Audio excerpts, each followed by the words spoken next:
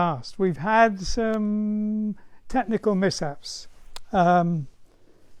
Christabel, who has mastered the camera, is off today. She's doing a week's filming.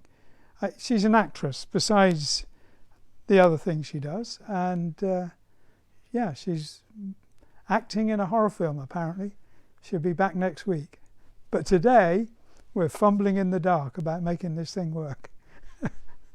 Okay, thank you for joining us. I'm going to start painting with my fingers crossed, which is tricky.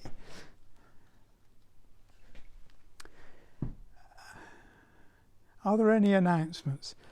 I've had it pointed out to me this is Women's Day, and I should mention some women artists who I've thought were amazing. So during the course of this I will. And I've also been asked what I'm reading at the moment, and I'll talk about that too. Actually, I'll talk about that now. I'm reading a book by Alan Garner, who really is in that group of writers like Tolkien, C.S. Lewis, Philip Pullman. He's a great fantasy children's adult writer, and he wrote books like The Weird Stone of Brisingamen, Moon of Gomroth, Redshift. But the book I'm reading right now, or just finished in fact, is called Treacle Walker, which conjures up those dreamlike images of not being able to run because your feet are stuck in the mud. But in actual fact, Treacle is the name of Mr. Walker. So Treacle Walker is somebody's name. And it's a really weird book. It's very surreal, a little bit magical, but very surreal. And when I finished reading it, I thought, what a brilliant first chapter. And I was really disappointed that the rest of the book wasn't there. But then I gave it some thought and I thought, right, no, not really. It is a self-sufficient book. It's great. Not very long. And as I say, it would have made a brilliant first chapter. I recommend it. I recommend all his books, actually. Well, today, down to this painting, the plan was I was going to finish it all but one little star, boom, and then it would be done. Not quite happened.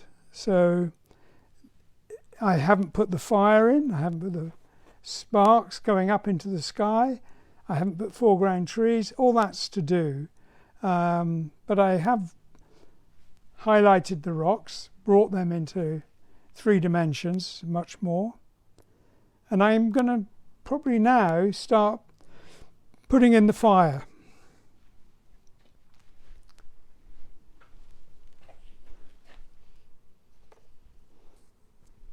Stuart and Heather say hi.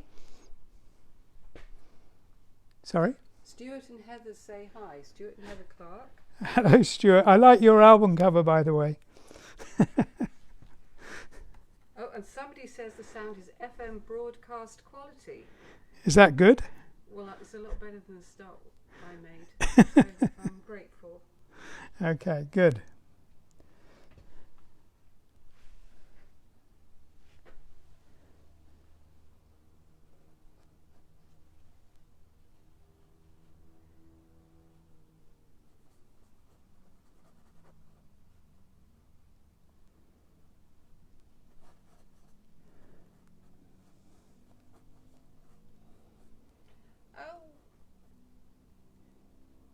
What's your absolute deadline for this picture, Roger? 9 and 10 o'clock tonight. 9 or 10 o'clock tonight. Greetings from Orlando, Florida. Ah.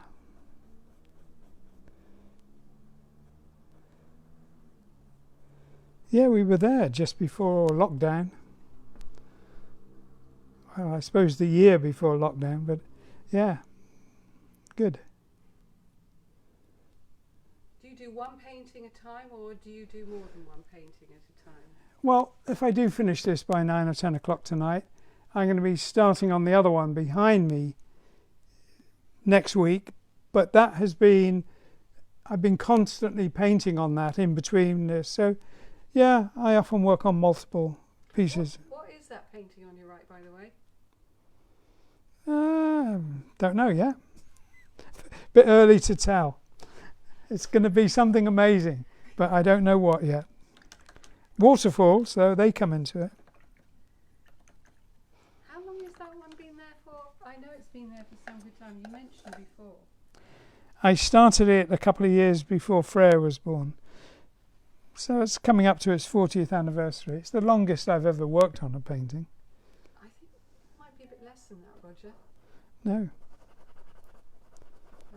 Domenica Canova is watching. And Heather Clark is watching. Good. So, no pressure then. No pressure. No, Jonathan, it's not Christabel. Christabel's filming at the moment. Well, so are you. But Christabel's making a movie. Yeah. And we all want to find out what it's going to be like. Well, yeah, we do. We're going to have to wait until she gets back, though. Yeah.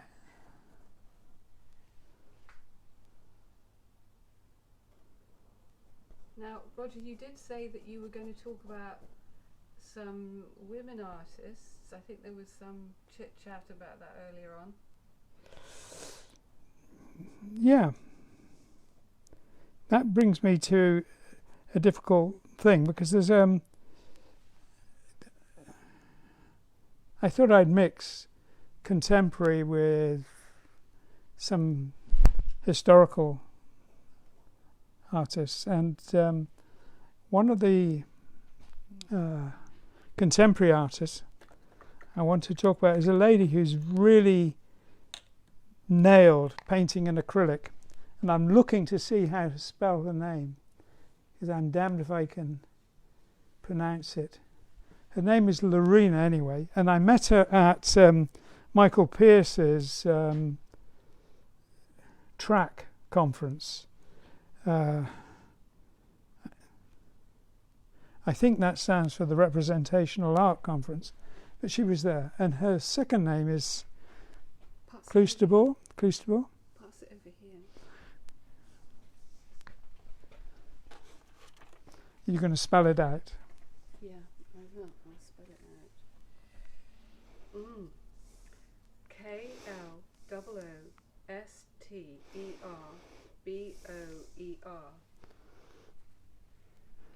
Yeah, she's a great painter, but she also has done a book on how to paint in acrylic, which is brilliant.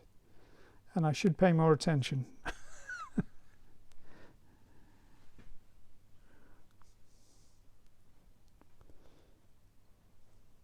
I mentioned two others there. There's a lady called Helena Fortescue Brookdale who does, she's a little bit, not quite a Victorian fantasy artist, but she does lean into that, but she does very realistic gardens. And there's another lady called Allingham who just goes flat out and paints gardens, and she doesn't really do, or she's much better known for that. I don't think she does do any fantasy, but they have a similarity in style, both interesting. And they remind me of that lady, Tudor. What was her name? Who you got a book on her work. Do you remember? She's an American illustrator. What was her name? She does gardens, doesn't she? But I don't remember.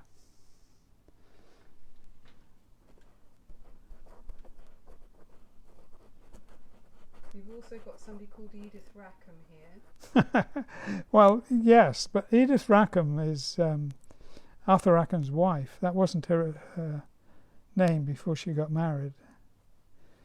But she's painted some interesting things that are quite like his in style, so they could probably be mixed up if they were side by side. But she was an interesting artist, though.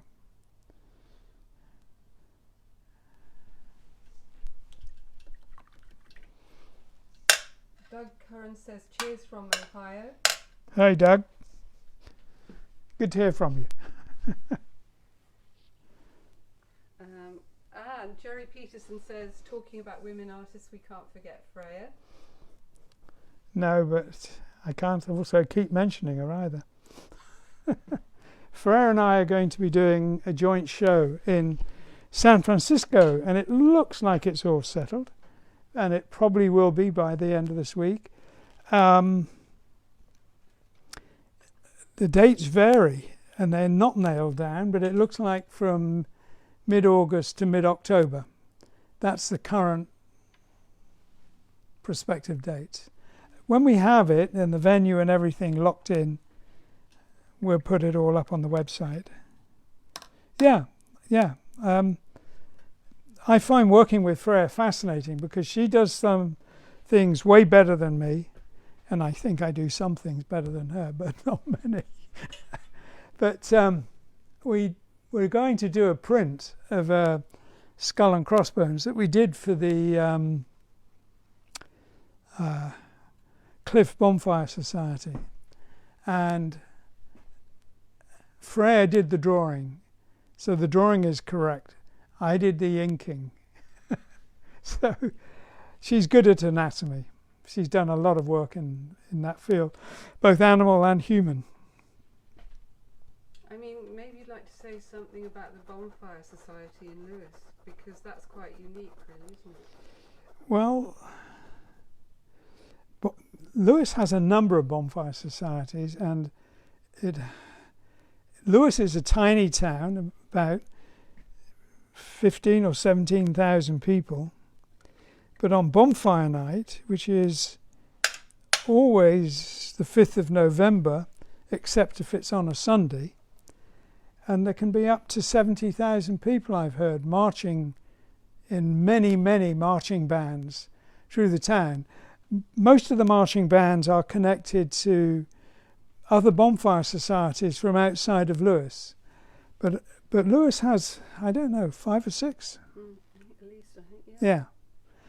And of those, the Cliff Bonfire Society asked us to design their brochure. I did it for 3 years, and Freya did it for 3 years. So yeah, that was a lot of fun. And it's amazing. It's astonishingly medieval experience. Brilliant. So if anyone's around Lewes on November the 5th, definitely worth checking out.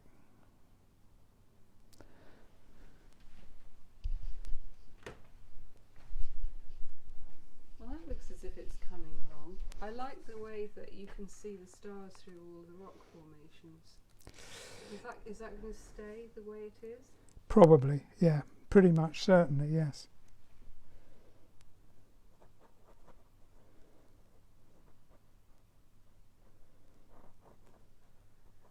So Jane House is watching. And someone from New Zealand.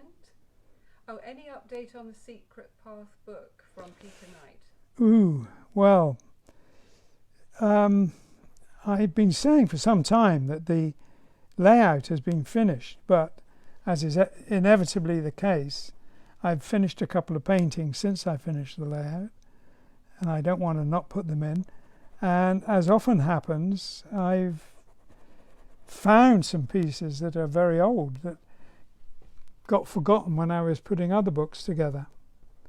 When I did Views, after I'd finished Views and it had gone to print, there were page layouts that I had every intention of putting in, but simply forgot at the last minute. So however those things happen, they certainly happen. And that's happened with every book. It's not that I've just put the picture aside and forgotten it. I've actually done the layout and the design of the page and then forgotten it. So some of those will go into the new book.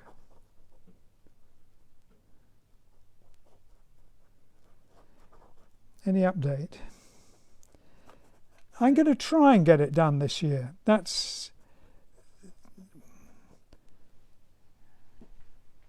And if I don't, it's because other big deal and very interesting things have been happening.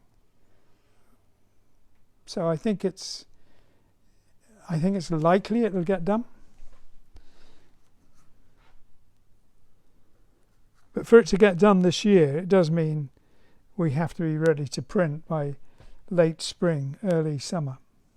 Have you got any idea what overall feel it's likely to have? I mean, The book? yeah, the book, will it be about the architecture as much as about the painting, or? Well, we will, as always, have some of the architecture in there. But here's the thing. If, as we all hope, we have a contract and start building the architecture, I won't do an expanded section on it. We'll do a separate book.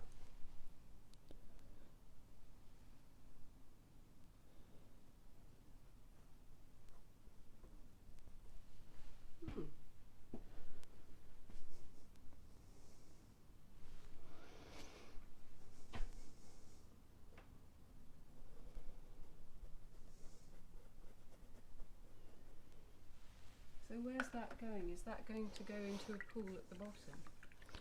It's not a waterfall, it's a fire. I was sort of assuming it was like molten volcanic rock or something. No, Liquid, no. it's a bonfire. Okay. Will the new book have a page on teaching during a pandemic? Well, I hadn't thought to do that.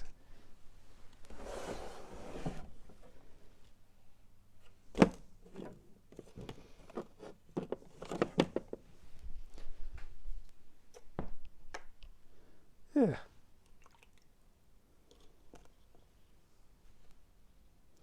There's a bit of shuffling around here, getting to find the right colours. No. Will we get to see a finished house this year? Shane Fontaine would like to know. Will we get to see a finished house this year? God, I hope so. If it's within my power, definitely. But these things aren't always in my power.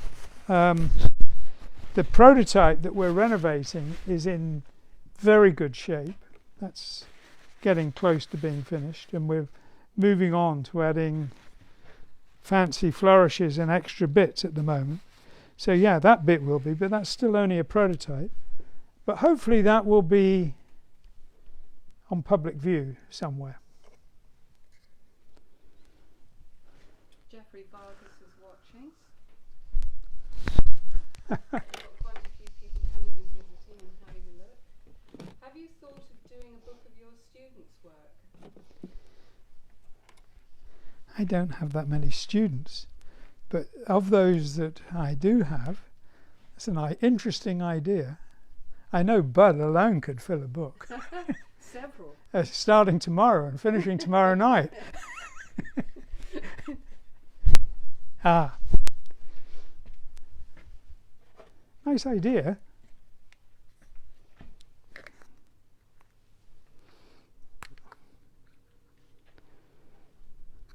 So what colour is that? The thing is with these modern colours, they all have names that are nigh on impossible to pronounce. So this is, I'm going to hold this up to the camera. Do you think that can be read? Peroli red? Something like that. Something like that. Don't forget the dark at the end.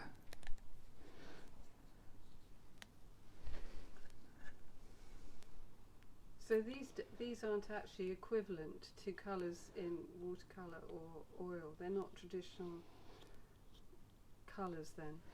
No, they're modern dyes which are often more stable and more stable, more importantly, when they're mixed. But they do exist. These colours exist as watercolour and oil, so you can buy them in any medium. It's just the pigment that is modern. And surprisingly often, modern materials are not better than traditional ones, but in some cases they do have some advantages. Ah, Scotty Sevens can't hear Freya. That's because Freya's in Tokyo. And Christabel is filming a horror film. Sorry.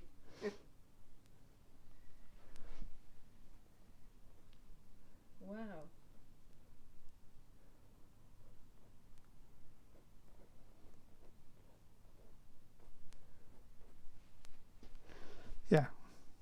We'll get Christabel to tell us all about it when she comes back.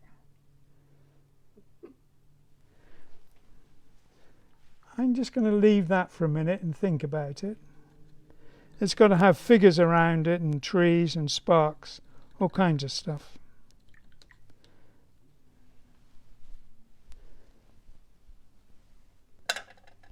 This is a very colourful painting, but you've done other paintings, and I can do the one behind, but also, for example, the cover for, I can't remember that one above there, that are quite muted tones and almost monotonal, aren't they? Many, monochrome, yeah, starting with Rulea. Yeah. Which do you like doing best? I like doing both. And, you know, going from one to the other is good. It's good fun. I know when I finish doing something very lurid like this, doing something more peaceful, if you like, in terms of colour, is always fascinating. I love what you can do when you really close down the range of colours to almost one or nothing. So, yeah, I love that. But I like doing this too. It all works for me.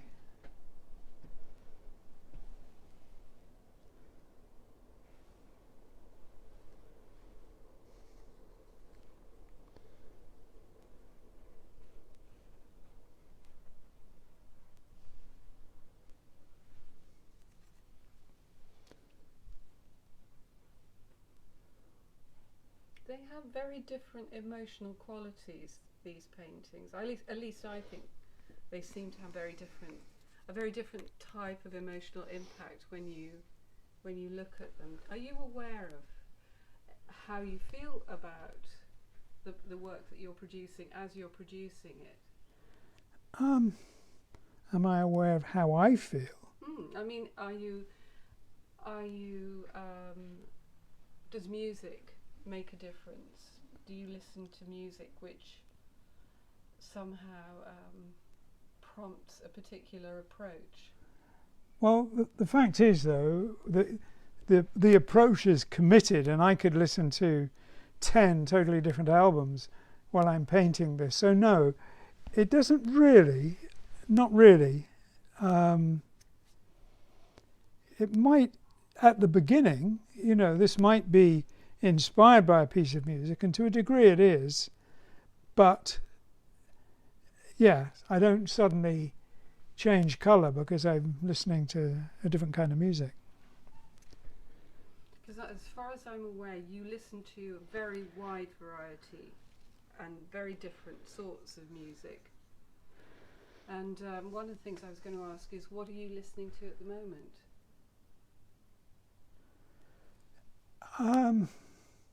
My neighbours might think I listen to the same album hundreds of times. I was listening to the soundtrack from To Hell and High Water, which is a lot of country and western and electronic music. And before that I was listening to, last week I was listening to the Allman Brothers' Peach and a live Creedence Clearwater. And an album which I hadn't really had any thoughts about at all, which I really enjoyed, was Tony Kaye's latest album. In fact, probably his first solo album, as far as I know, since he did Badger back in the 70s. So that was great fun. I enjoyed that. And that's only just come out. I did the cover. That's why I had it around. Yeah, that was very interesting. What was the Russian music that you were listening to? Was it choral? And there are a number of operas you seem to really enjoy listening to as well. The Russian music I was listening to was hymns and carols. I have some very interesting and really strange Lithuanian music, which I've been listening to too. I should get all these album titles out because they don't necessarily come to mind that easily. But yeah. So I'm kind of marking space here by putting the tree in. I know I've got to come back and work on the fires, put the people sitting around them or standing around them singing, and then tidying it up.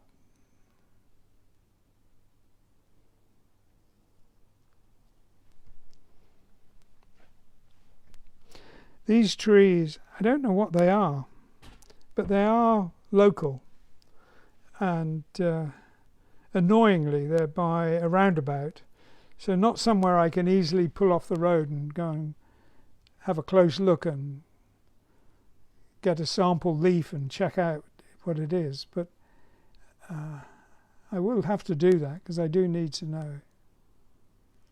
Would you say progressive rock is particularly suited to your style?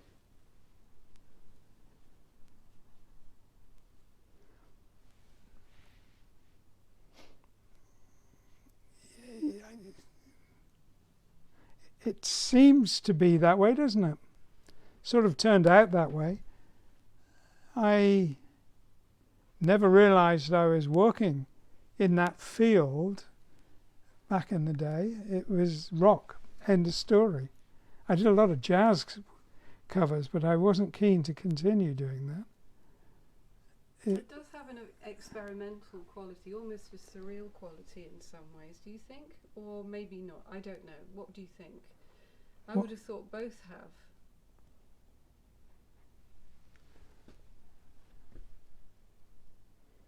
Yeah.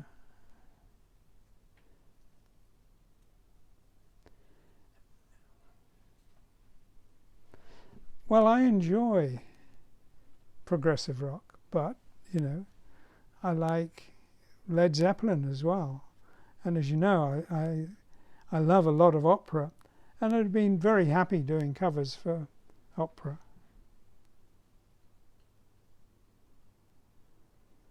I got asked whether my opera taste leant towards Mozart or Wagner, and I have to admit I said unquestionably Wagner.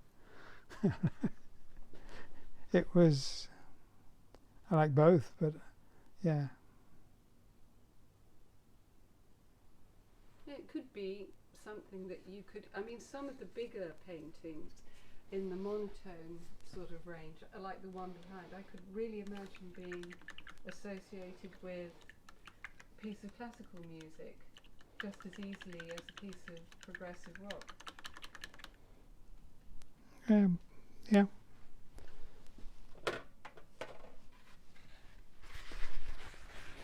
The thing that for me has been wonderful is that after the event, not before, but after, it seems like a perfect fit. So it was never something that I could sit down and think, there's a piece of music, how do I make something that goes exactly with that? It's much more intuitive, and when it's worked, which it often has, it's been wonderful. It's been a great thrill that the two seem to be made for each other. But that's not ever been a subject for me to analyse. I've just been grateful that working intuitively worked. Yeah. Do you take before and after pictures? Before? Before and after pictures. You mean during, don't you? Because before it's just a white canvas. Well, that could be a beginning. Well, on this I did, but it's not anywhere near as often as I should. I've often regretted I don't have pictures of paintings at some intermediate stage where I like something about it, and I might like the end result even better, but that I missed the something that I liked at some halfway stage. So I guess I should take more pictures.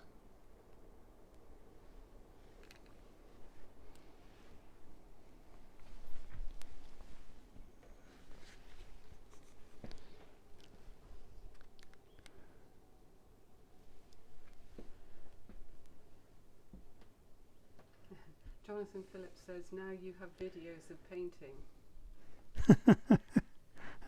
Yeah, I can figure out how to do it now.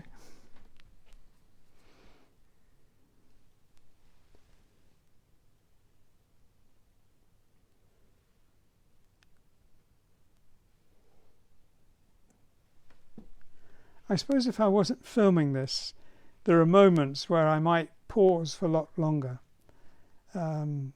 But what I'm doing now is if I want to pause here or here, I'm moving on to somewhere else. So, yeah, I'm working more continuously now that I'm doing it live than I might have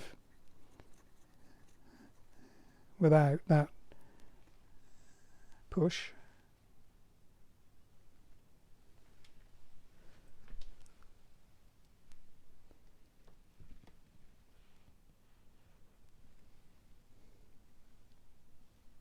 So how much more work do you imagine you'll have to do? To this? Yeah. When do you know when it's finished?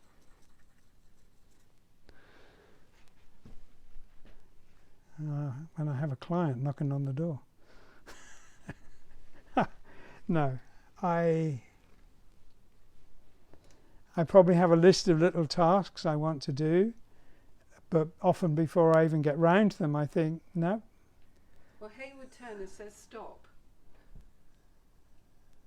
What, now? Well, yes, I mean, that's it. Often that's what I do, I just stop. When I was painting the Badger painting, talking about Tony Kaye, I do remember that, and I did think, I did most of that painting before lunch, and I thought after lunch I might even get it halfway finished by night. But after lunch I just couldn't bring myself to do anything more to it, and I just left it. And it turned out that was it. It was right. Someone asked, what's the name of this place and how do they get there? Well, this is this is still secret. You'll have to wait for the guidebook.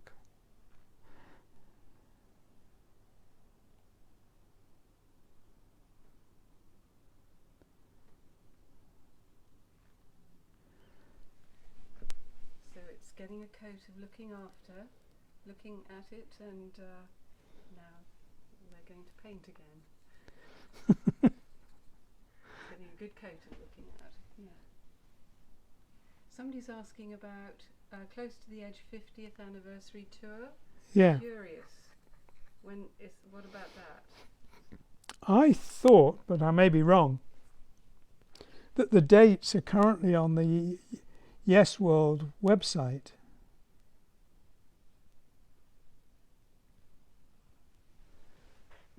I don't know if that's correct, so that's something needs checking.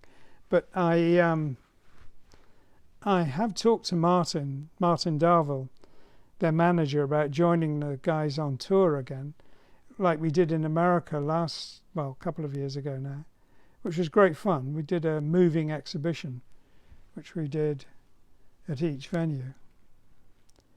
So it looks like, yes, they're going to be touring in June.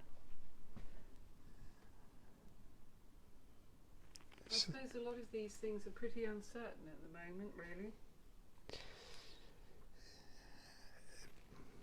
Yes. Yes. Well, I'm not part of the decision-making process.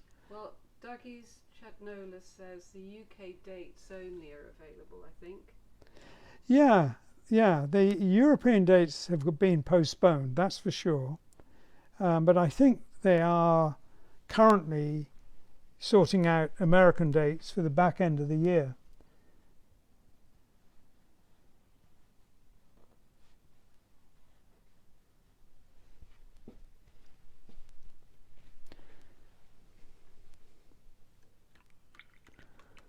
Somebody here says they met you in Vegas but can't talk about it. What's that about? I have no idea. And then someone says, what's the photo on the lower right of the painting? You mean the sketch? Is that it? They want to know. Is that the sketch? Yeah, Yeah. it's the sketchbook. It was there at the beginning. So that's the first rough, is it? Hmm.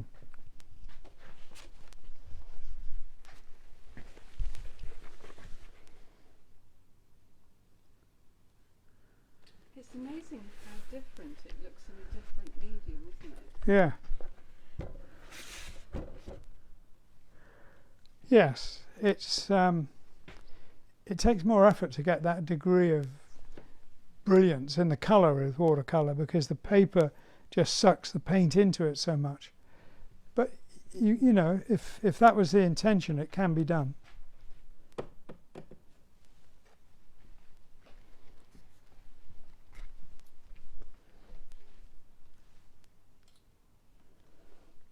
I'm going to put some highlights on these trees because black on black and they disappear.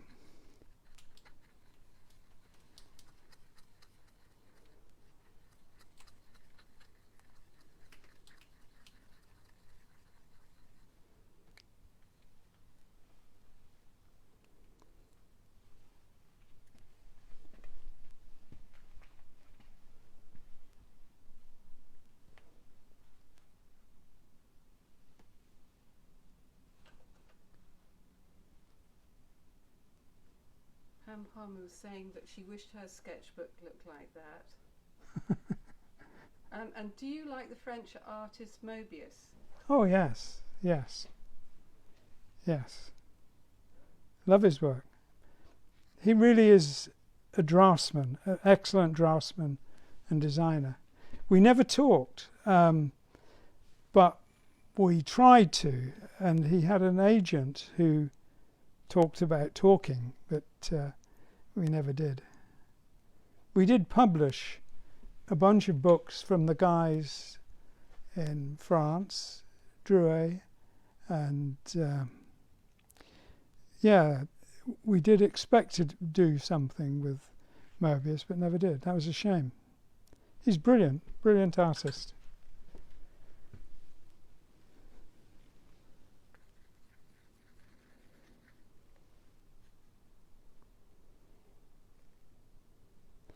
I wish he'd been lucky enough to have had an animation company wrap themselves around him and his work, like, you know, like Ghibli or something.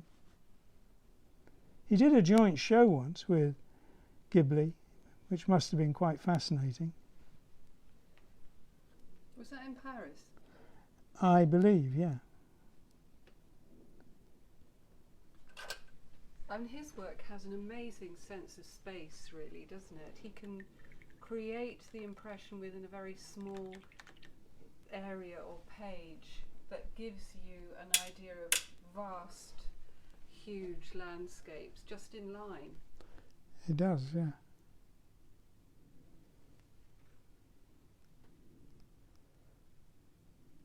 So, although this is very colourful, what I'm doing here is indeed very monochromatic.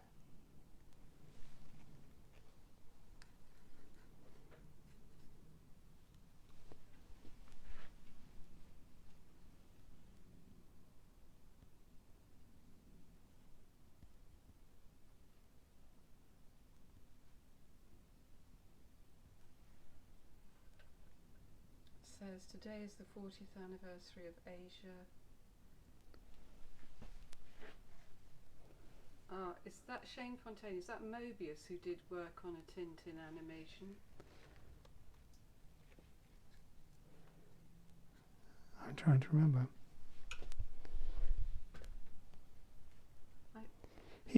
I don't know if he did or not.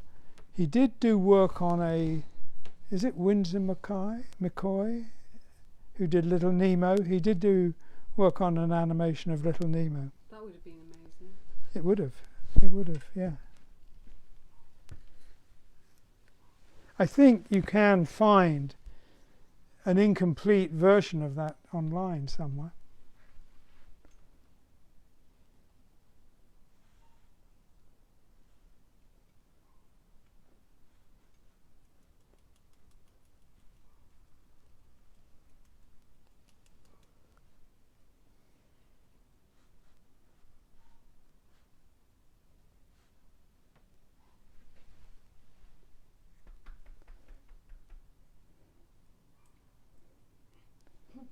not looking like it's going to be finished by the time we finish tonight, but it should be finished today after we finish filming. I should finish it. I'm not going to promise that, but it should be.